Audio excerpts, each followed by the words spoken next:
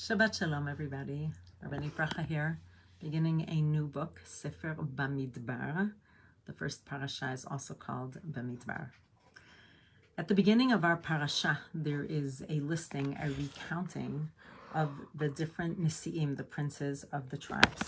And it makes sense, the way they are listed.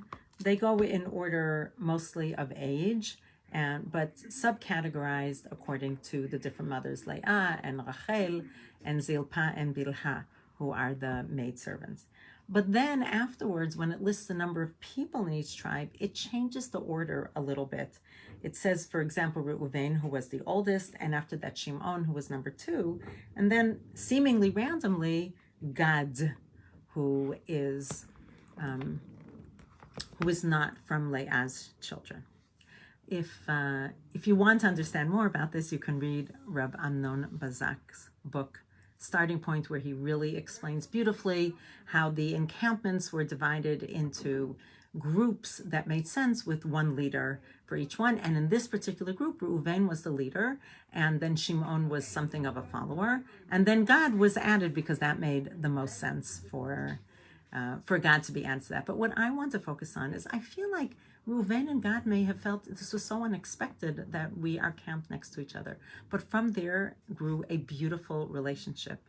We know that Reuven and Gad came together to Moshe because they had so much cattle, so many flocks, and they said, we would prefer, instead of crossing the Jordan River and going into Israel, we would prefer to stay here and grow our flocks here because we need this pasture land. And Moshe at the beginning was surprised, and he said, what, you're going to leave your brethren and you're not going to help them conquer Eretz Yisrael, the land of Israel? They said, no, of course we will. And they made good on their promise. When Joshua, who took over for Moshe, when he reaches out to them in the book of Joshua, he says to them that, come as you promised, Vayabru b'nei Reuven uvnei Gad, so b'nei Reuven and Gad, the men, v'chatzi shevet Menashe, half of the tribe of Menashe, who Moshe added to the mix.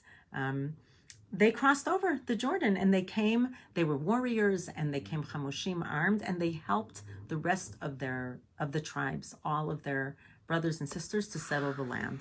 And even more so, there's something even more beautiful, because at the end, when they finished, Joshua says to them at the end of the book of Joshua, in chapter 21 and 22, he says, you can go back, you're done, your work is done, and you can go back. And when they went back, they set up an altar to give korbanot, sacrifices, offerings to God. And the rest of Bnei Israel were really worried that they were perhaps doing something against what God wants. They said, wait a minute, why are you setting that up there? We think that maybe God will be angry. And Reuven and God so beautifully say, no, we are with you, and we were just doing this to show God our thankfulness.